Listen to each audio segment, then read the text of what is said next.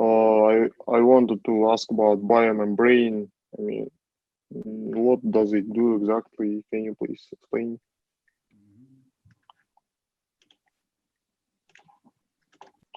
Okay, so what is the biomembrane? It is the kind of border of the cell. So if you think about the cell with the nucleus and all these Golgi, etc., you have to isolate it from the environment, and you do it with this biomembrane. So it's kind of envelops the whole cell. So let's call it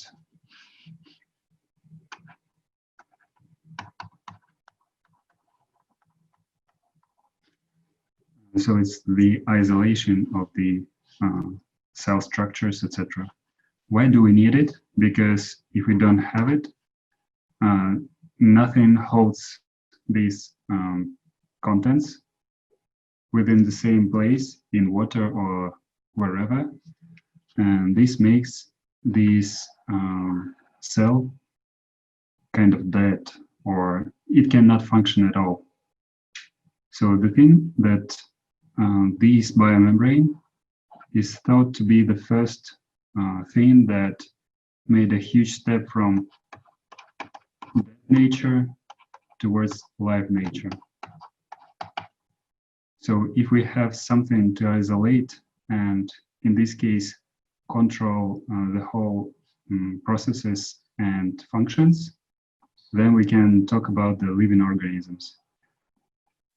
So we isolate, first of all, reactions. And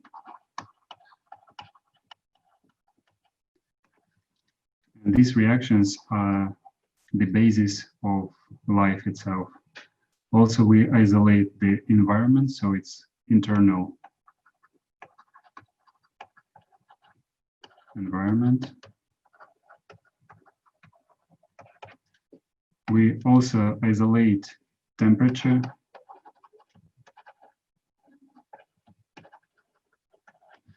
And because we can control the temperature, we can also control the chemical reactions and their outcomes, because some reactions with a higher temperature, they can increase or decrease their velocity, which means the efficiency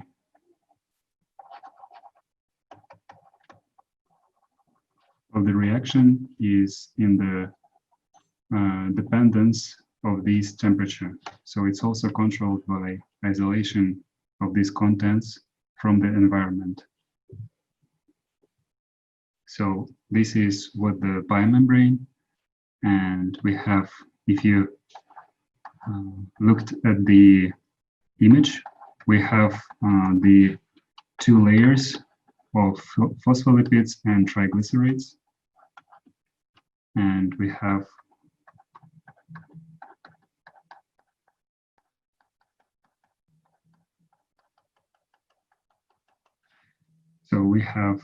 first hydrophilic part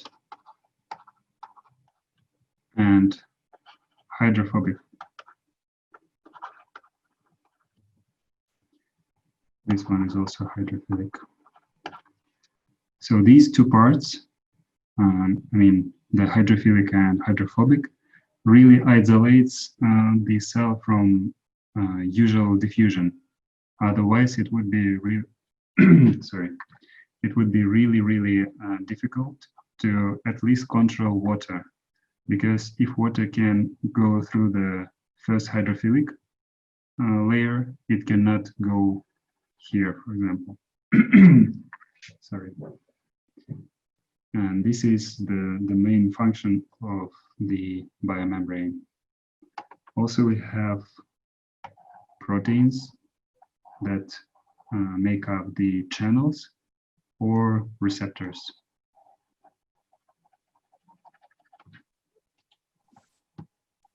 Excuse me. Mm-hmm. So this hydrophobic and hydrophilic phospholipids are bonded with which type of connection? It's covalent bond. Covalent. Oh, okay. Good afternoon. There is like the most used microscope is the light microscope, stereo. So what is the difference between the stereo microscope and compound microscope? As I understood, is it right? Compound microscope is like several lenses are combined, whereas stereo microscope is the only one lens that allows us to look. No? No, Okay. unfortunately, no, because in the stereo microscope, you have two eyepieces and two objectives. So, just a second.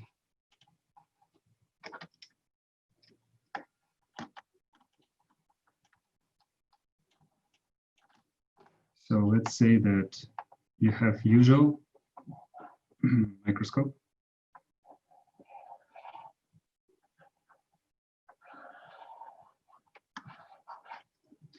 And we have one objective and one eyepiece here. So whenever we look at something, we obtain a single image or a single representation of the sample. We can have two eyepieces, but one objective. In this case, we still have one image, and we split it onto two eyepieces. So you can also see something like this.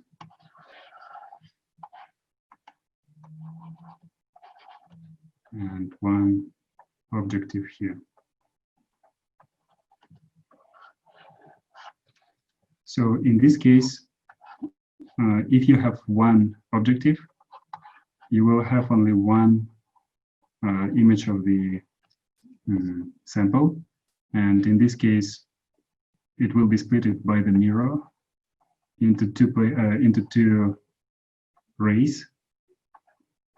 So it will go like this. And this is not a stereoscopic one. Stereoscopic means you have two eyepieces and you have one objective per the eyepiece. And of course, it doesn't matter if you have stereoscopic or monoscopic. Both of them might be compound. Compound means that in your objective, for example, you have more than one lens. So the system actually includes a lot of different types of lenses, but you don't need to know which lenses we use. You just need to know that there are more than one piece of lens. And if you go to the eyepiece, usually it's made up of two lenses, so 1 and 2. So this is called compound. It means you have like a very sophisticated structure of the microscope. If you think about the stereoscope, you have to understand that instead of one image, you obtain two images, and your brain actually rebuilds these two images into one 3D structure, and you can actually see which contents, which organelles or which cells are closer to you and which are farther. In the monoscopic one, so you have one objective, you will not be able to distinguish the distance of the sample from you. Is it clear? Yes, thank you. Can I have one more question? So here about the organelles. So it was written that ribosomes produces peptide chains. That means they are used in the production of proteins. That's right? Yes. Okay. Right. So endoplasmic reticulum, especially the rough endoplasmic reticulum, is also used in the synthesis of proteins. So both of them produce proteins. That's right? It is. Okay, so thank you. So the thing is, ribosomes, they can float in the cytosol without attaching to the endoplasmic reticulum, or they can be attached to this endoplasmic reticulum, and the produced proteins will stay in this reticulum. This is the only difference.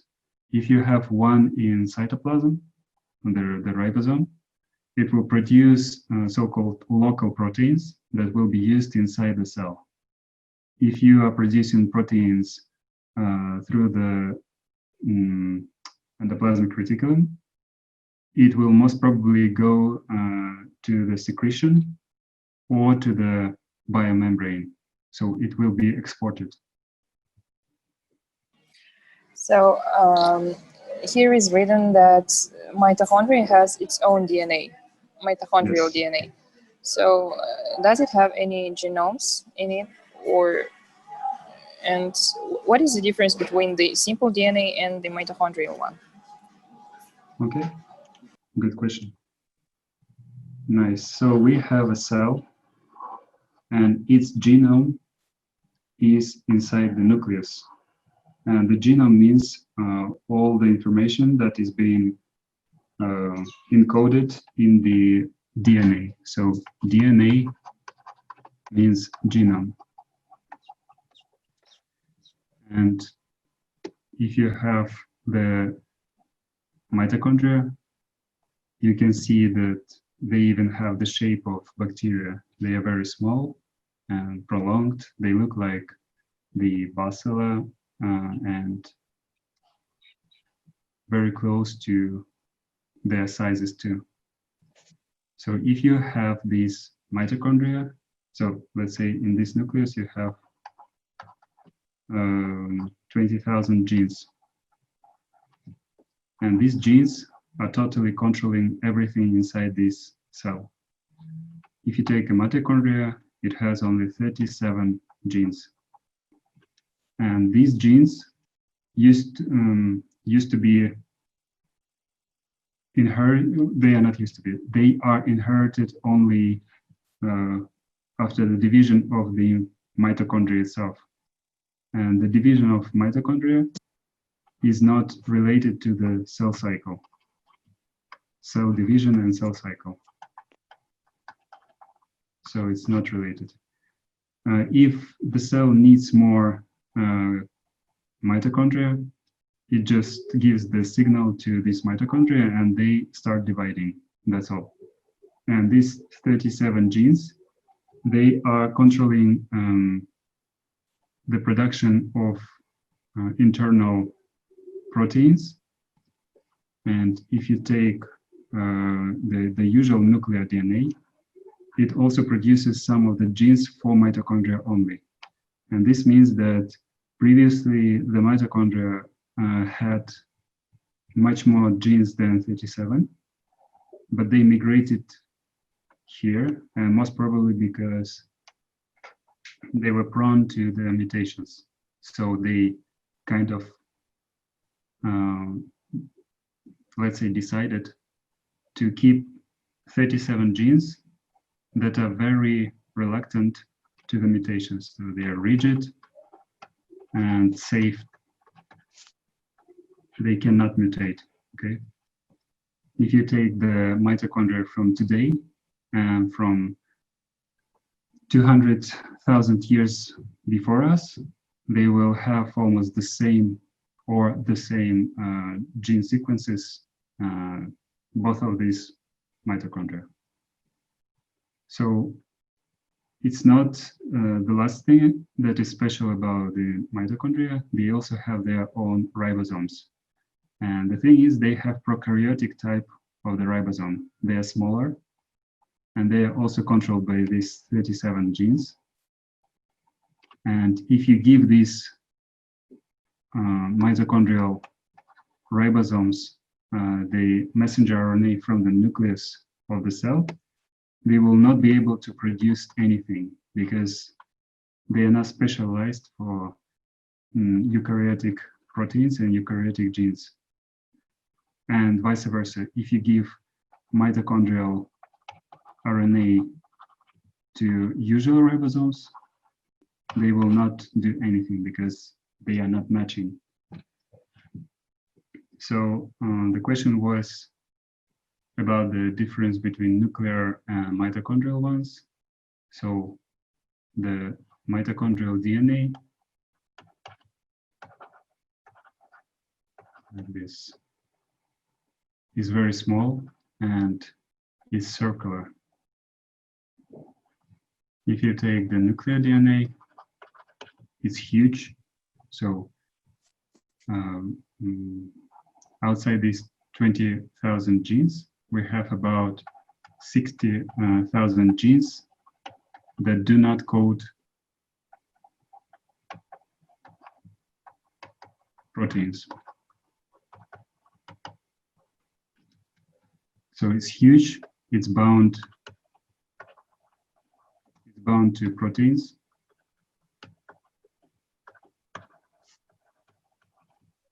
And it is isolated from the cytoplasm.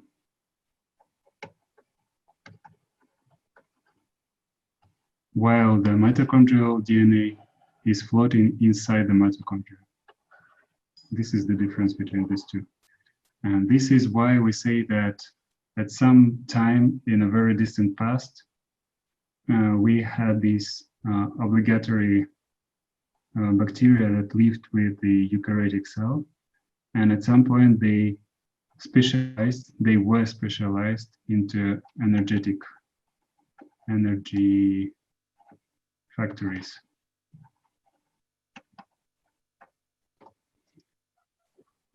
So maybe in many millions years, we will have fewer genes than we have now in the mitochondria.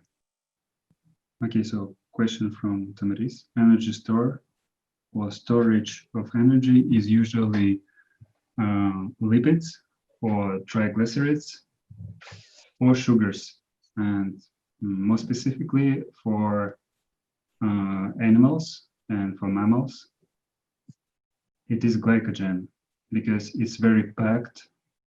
It's very efficient in holding this energy between these bonds. So you have, let's say, sugar, and let it be glucose. All of these chains, all of these bonds, they have energy. So this energy is stored within the bonds of the sugar. And by aerobic respiration, we can extract this energy by reducing this glucose to CO2 and water. So of course you need oxygen here. And from one molecule of glucose, we obtain 38 molecules of ATP. We can easily use this energy, unlike the energy that is in glucose. So before we can produce energy from glucose, we need this ATP step. Otherwise, it won't work. And usually, just because we're not always using this much energy, we can also store it for a bad time. So let's say we have stress or conditions very close to death. In this case, we will need a lot of energy very quickly. That's why we need to store some for future. And we store it in the glycogen. And this glycogen is a huge chain or huge polymer of these glucose molecules bound to each other with a covalent bond. So it has branching so that it can take as little space as it's possible. And whenever we need it, we add water here and break these bonds between sugars, and then use them in the aerobic respiration. If we want to use, if for example, there is no glycogen anymore, we can use triglycerides or other, for example, for proteins. This energy, the energy that is stored within huge chains of fatty acids, it's not as easy to extract as in glucose, for example. There are lipolysis reactions that can do that, but the outcome or output of the energy is not as much as in sugars. And if you take proteins, it first goes to the construction of glucose, and then it goes to this aerobic respiration. That's why when people stop eating, they easily lose weight. So they give kilos because they lose triglycerides. First of all, they lose glycogen, then they start losing the triglycerides, and then proteins. And whenever a person is ill, illness usually is a huge problem for an organism that needs a lot of energy, and sometimes we don't have much air or much oxygen to use. That's why we switch from the aerobic respiration to anaerobic respiration. And this is very inefficient because from one glucose, we obtain only 2 ATP molecules. But whenever the person is ill, we have to go with this pathway too, because let's say there is a pneumonia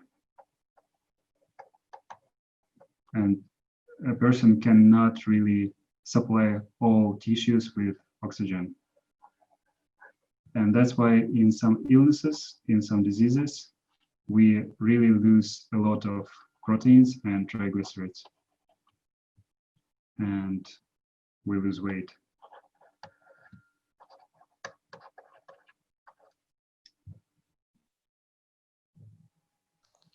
Hello, good evening. My question is about second lecture about chemical bonds. So, in water, hydrogen and oxygen bonded with each other with covalent bond, but their molecules bonded with hydrogen bond. Hydrogen bonds, yes. Yes. So, is water like the only thing which can have like 2 bonds combined, or are there like any other things? Like, could you please repeat, because I couldn't hear your question? So question is water like the only thing which can have like 2 bonds combined, or is there any other No. things?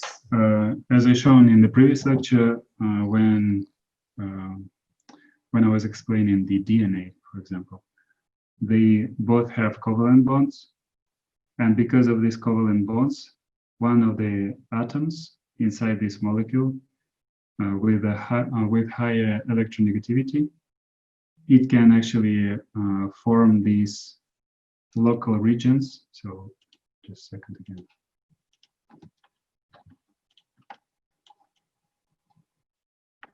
So let's say that we have one nitrogen inside the molecule,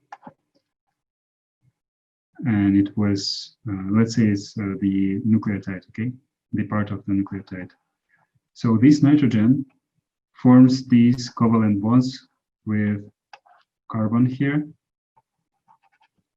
And since it's a very electronegative atom, it kind of tries to pull the orbital or electron cloud to itself from both sides. So electronegativity is with a minus sign.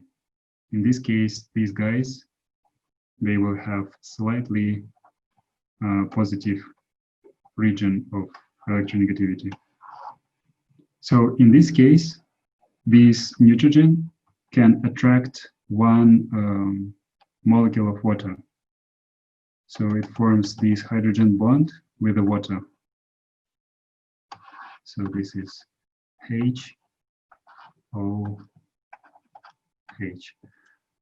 Because this hydrogen has plus in its electronegativity. It gives its own electron to oxygen, and this guy too. So plus. So if you take water, in this case we have two regions of plus sign or slightly positive charge, and one region of slightly negative or just negative. That's why this nitrogen, it has slightly negative region and it can attract slightly positive. Is it clear? Yes, thank you. And another question is, in 47th slide, there is the thing like hydrogen bonds among many water molecules are stronger than an ionic bond between two ions, natrium chloride, I guess. So how that Sodium works? chloride, huh? So the thing is, again, you have a lot of molecules of water. Mhm. Let's say, let's show them like this. So one part is plus, another is minus. And you have really a lot of them. And also at this part, you have a crystal of sodium chloride. And in sodium chloride bond, we have ionic bond, and it means that the sodium atom gives its electron to chloride, and it receives it, so it becomes negative. Okay, so these guys goes to chlor. That's why this bond formed between these two elements is called ionic. But now we have a lot of these water molecules, and they start getting to sodium or to chloride.